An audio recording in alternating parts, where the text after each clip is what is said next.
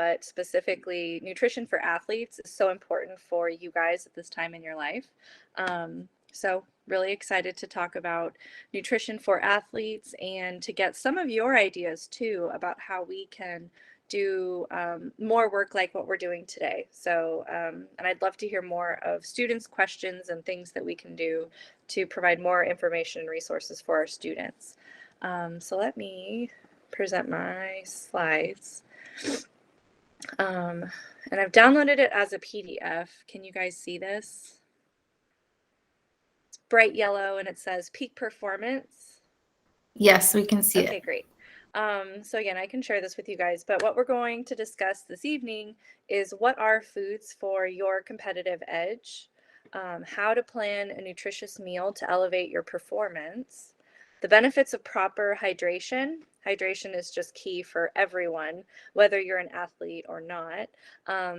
Your game day nutrition and talking about what to do on the day of a game, and then some sample meals and snacks that we recommend as really great for you guys to implement on a regular basis.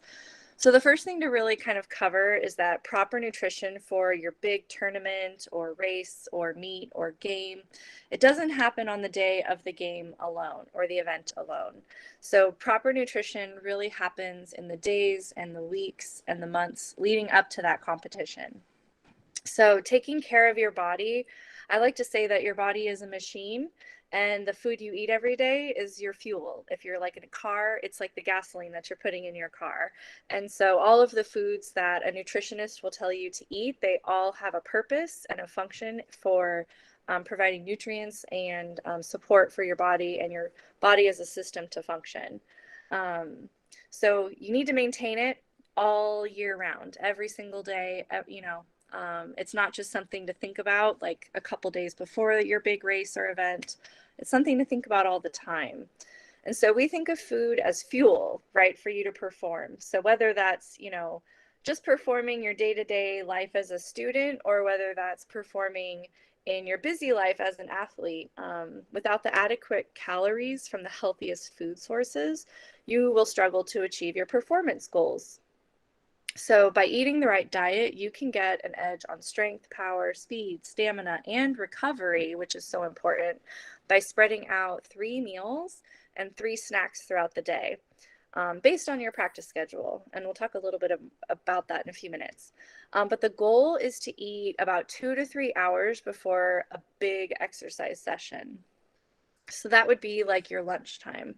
So we know that a lot of students sometimes miss lunch, especially when we're heading back to school and the lunch lines get really long. Sometimes students don't want to eat lunch and you try to like slam down a snack after school right before you get out to practice. And sometimes if you eat too close to your practice or if your game or your meet, you might have a hard time running. You might feel a stomach pain. So it's best to eat your biggest meal a couple of hours before. When athletes don't eat enough, their bodies are less likely to achieve peak performance and they break down muscles instead of building up your muscles. So your muscles really need that fuel to regenerate and to keep building stronger. So it's really important that you don't skip any meals. Another fact we want to kind of share is that many athletes don't get enough carbs and they eat too much fat or protein. So there's a huge emphasis on protein, especially with younger folks.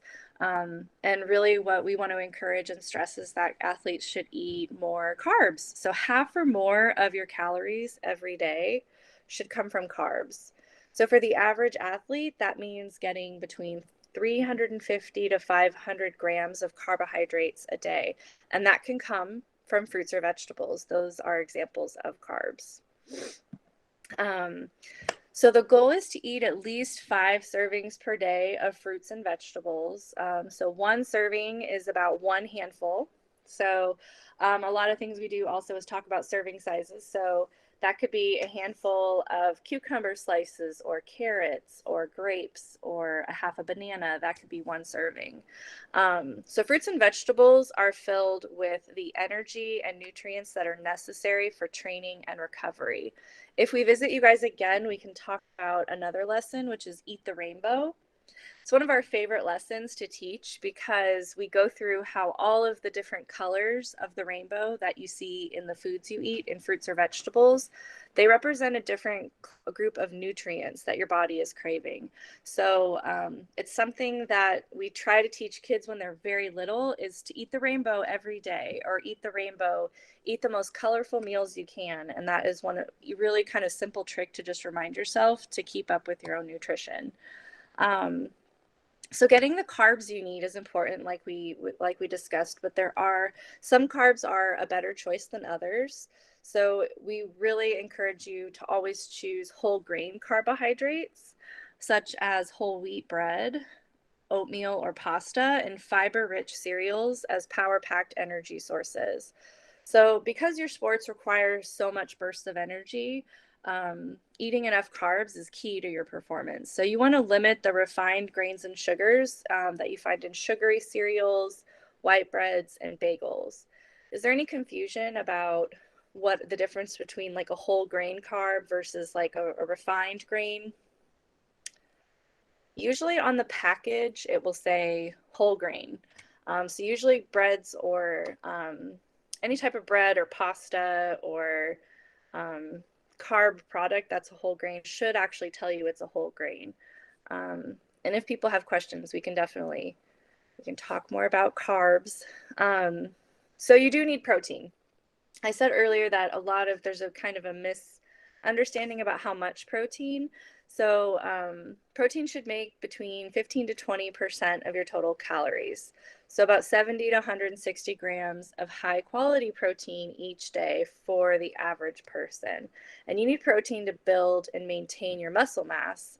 But sometimes people think like you just always need a ton of protein. It's kind of this very trendy thing, especially for anybody who's into health or fitness. So sometimes, those huge protein packed energy drinks, or just, like eating tons and tons of meat. Really, if you're just getting 15 to 20% of your calories from protein, you're probably getting as much as you need in a day. So high quality proteins are meat, fish, poultry, cheese, eggs, milk, yogurt, whey protein, soy protein, and nuts. Nuts are a great source of protein. Nuts are also unsalted nuts, I would suggest, are super handy to keep with you at all times. I always run around with nuts, a bag in my purse or in my car. When I was a student, I definitely would always carry some sort of nuts and maybe like dried fruit, because it doesn't go bad, so you don't need to keep it in a refrigerator, and they really do kind of help you if you're ever feeling like you need to pick me up. So by eating more protein in foods such as these types of foods, you should be able to meet all your protein needs, and you won't need any of these really expensive like protein supplements that are really trendy. Companies make a lot of money off of selling some of these protein supplements to people. And for young people, they're actually not that good for you. So the American Academy of Pediatrics says that these supplements, some of them could pose serious risks to your health, your hydration, your kidneys, and more. So they shouldn't be used by teens, that's you guys, or kids who are younger. So be supplement savvy and get your protein from food, and be assured to avoid creatine. That's a big no-no. So specialized protein supplements and shakes, they're expensive, and they're not always helpful. So if you want to eat a really great, after workout smoothie, a great option for you guys is a fruit smoothie made with protein, nut milk or cow's milk, and peanut butter. I love like a peanut butter and banana smoothie. It's just delicious. Even if you put like a little bit of chocolate in it, it's one of the greatest things in the world. So again, we encourage you guys at your age to be eating all of your protein in food. So meat, fish, eggs, cottage cheese, milk, yogurt, dairy, should be able to get all your protein needs. Okay, then we can talk about fat. So fat is a part of all of our diets, and it's essential. So sometimes the word fat is like a negative word. We think about it like it's a bad thing, but fat is a great thing, and your body needs fats to function and to break down all of the other food, and all of the other processes in your body require fats. So you need fat in your diet. Dietary fat plays a key role in helping individuals meet your energy needs, as well as supporting healthy hormone levels. So fats should make up between 25 to 30% of your total calories each day. But the key is you want to choose healthy fats like olive oil, coconut oil, nuts, like I said, nut butters or avocados are all great examples of healthy fats. So be aware of saturated fats and deep fried foods is definitely important. So there are types of fats that we should avoid, and there are types of fats that we need. But fats are great energy source, the good fats. Next, I want to talk about hydration. So hydration is just something that young people who even aren't athletes, nobody drinks enough water. Even adults don't drink enough water. So one of the best things you can do if you're not feeling well is just to like check in and think, how much water have I drank today? You should drink water when you wake up. You should drink water before every meal. You should drink water before you go to bed at night.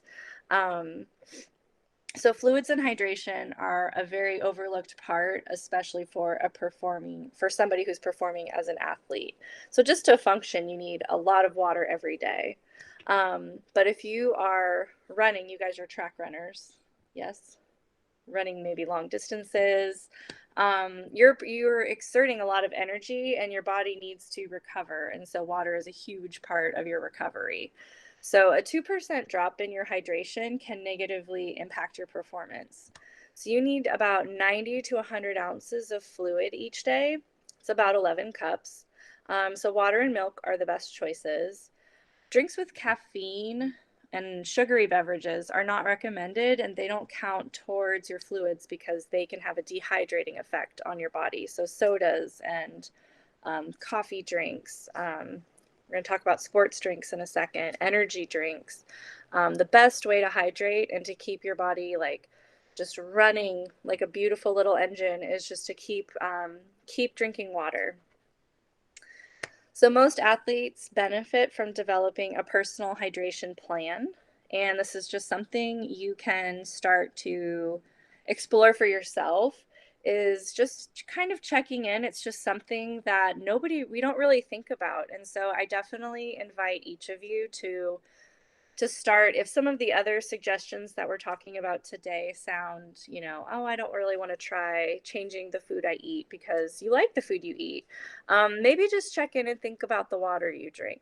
And so really start to take note and be aware of how much water you drink every day, and try to think about if you're drinking enough water, and maybe make a change and say, well, I'm going to drink more water tomorrow before practice and see how that affects my performance.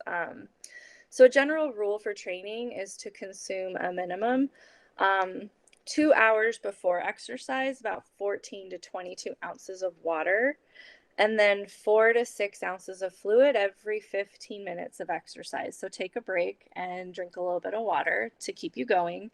And then your post-event or your post-practice, your post-game hydration needs, they're impacted by your overall pre to post fluid losses. So what that means, to properly figure that out, is you want to weigh yourself immediately prior to and after a workout.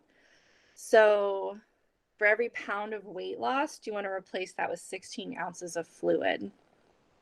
And that will help your body recover. So that's one way to try it. You can also just check in and think, how do I feel? Do I feel thirsty? Do I feel like I need more water? That's another good way to assess how much water you need and to measure it. So using the measurements we're sharing in the presentation. So sports drinks.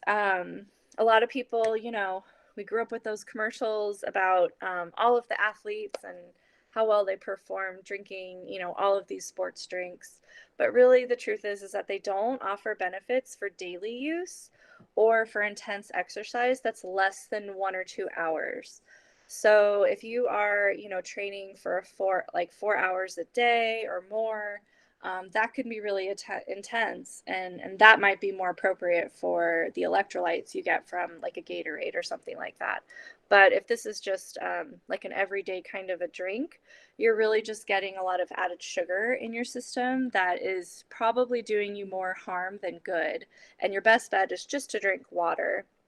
So sports beverages are best reserved for competition, like a game day or like a long track meet day. And they should be, and you have to check the labels on these because, and we have a class, we also have a lesson about, it's called Rethink Your Drink, and it's where we look at the label on a lot of the beverages that people drink. And we really look at serving sizes. So if you're looking at an 8-ounce bottle of Gatorade, it's like a smaller bottle, but sometimes the ones you see at the store, or sometimes the ones that are just like show up in front of you, are those big like 32-ounce bottles. Um, and if you're thirsty and that's all you have, you might drink all of it. So you're getting a ton of sugar in that huge bottle of Gatorade, which is probably doing damage to your body. So those 8-ounce bottles are better if you are going to drink them, and they have a lower amount of sodium and carbohydrates, which is sugar. And so don't confuse sports drinks such as Gatorade with energy drinks like a Red Bull, or I forget what some of the other ones are. They're not the same. And so energy drinks are not safe for minors. So we don't really recommend those. Just drink water. And we love to encourage students to even put fruit or anything flavored in your water, like lemon or strawberries or citrus. A lot of people like to put citrus in their water to flavor it. It's a great alternative to like a sugary sports drink. So the thing about the day of the big game, so when you're talking about your pre-event nutrition, so it's making sure you've tested it out before your game day. So when you're thinking about what do I need to eat to perform my best, you should test it out at a practice or a game that doesn't really matter. A few years ago, I was running for a half marathon. I was training, and I definitely took me a while to figure out what I could eat before a 10-mile run. And it came down, for me, it came down to I would talk to other runners and I would say, like, what do you eat before a race? I have a friend who runs like marathons. She runs the Boston Marathon, the LA Marathon. And I mean, what worked for her and her diet, like I would try that and I would feel sick, maybe like 1, 2, 3 miles into the run. It didn't work for me. So everybody's different. And so it's best to really test out like your pre-game meal before the game day. So I mean, what worked for me usually was like banana and some peanut butter before a big run. I couldn't eat anything too much. Definitely no toast or carbs of any sort. I just needed like something light to help me run. Um, Usually as you get closer to the game or competition time, you want to make your meals smaller. So like we said earlier, you want to eat your meal like about 2 hours before you're going to be exercising a lot, and maybe like 30 minutes before have another like light snack, which could be like a handful of nuts, maybe a little bit of yogurt. It's really going to depend on what works best for you. You might want to limit dairy or fat or fibrous carbohydrate sources during the last 1 to 1.5 hours before a game, because sometimes those cause GI, which are like stomach issues. So I'm one of those people. um, so we love to encourage breakfast. With people your age, you guys are our top breakfast is like the top meal that you guys skip, we've learned by talking with students. And so we encourage you, even if you're not performing for a big race or something, you just can't function without breakfast. Your brain, you're falling asleep in class. It's not the right way to start your day. So definitely don't leave home without breakfast. And it doesn't have to be that complicated. It doesn't have to be a big meal or production. So just peanut butter, toast, and banana is so simple and easy to make. Like a low sugar yogurt with berries or granola, maybe like a little swirl of honey. A smoothie with fruit or yogurt is a great idea. Hard-boiled eggs are a great snack, and you can just make a bunch of them and leave them in your fridge in a bowl.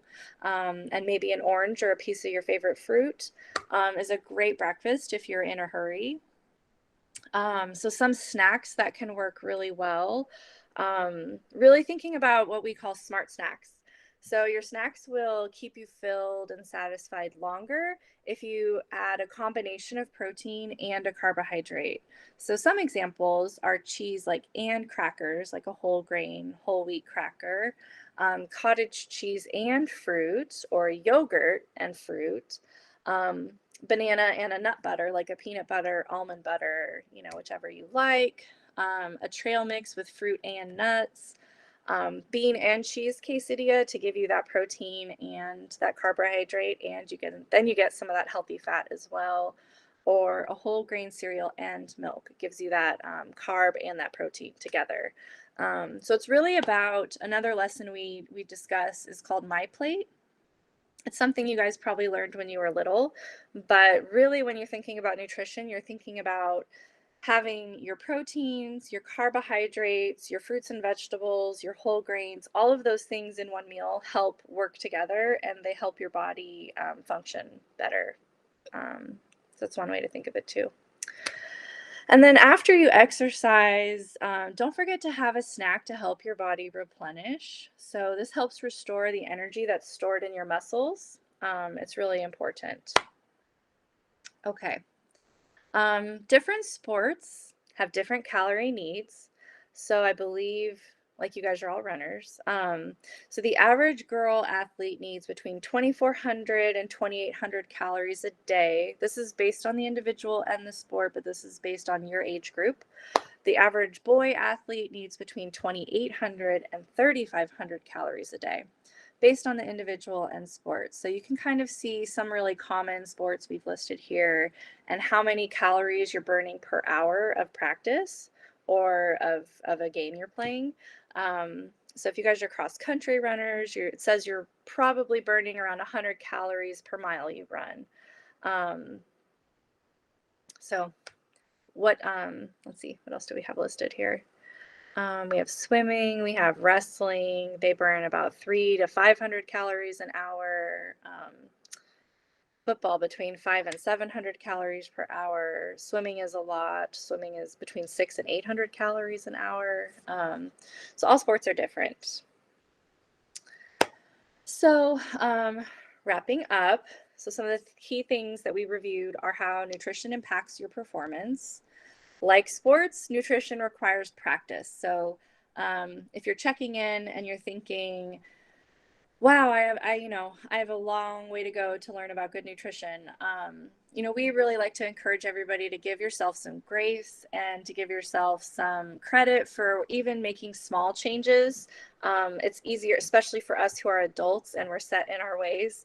And so I think it's really important to celebrate the small victories. So even if you come away from this lesson and you are inspired to drink more water, that's huge. That's a huge change that you want to make that's going to help yourself. And you should celebrate that and be so proud of yourself for doing that.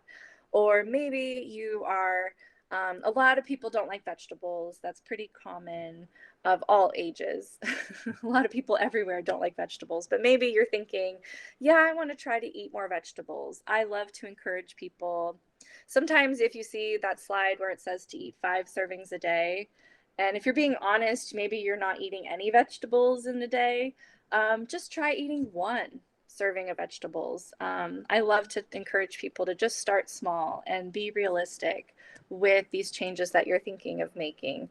And pick a vegetable that you like, because you probably won't like all of them. You don't have to like all of them. And so that's what we work on in the Farm to School program, is teaching about the variety of fruits and vegetables that are available and helping students locate them and find them. In your school cafeteria is one place, but also outside of that. And so we definitely encourage people to try new things and new fruits and vegetables. So good nutrition requires practice, and it's not something that everybody can achieve overnight. So, be kind to yourselves. Just to remind, nutrient-rich foods, they provide energy and they help with recovery. Most importantly is to eat 3 meals and 3 snacks a day. It's definitely more important to not skip a meal. So we definitely also really are, looking out for students who are skipping meals or having a hard time eating meals. It's just, it's really important that everybody eats the food that they need every day. Water, essential. We talked a lot about water and hydration. So please take some inventory and think about how much water you drink. And meal planning, and that's kind of like a next level goal, is to really kind of think, I think at your age, I think snack planning is probably more practical. So thinking about, I'm going to need a snack. Like, what kind of snack can I bring with me before practice? And is that snack going to help me feel good in practice or before the game?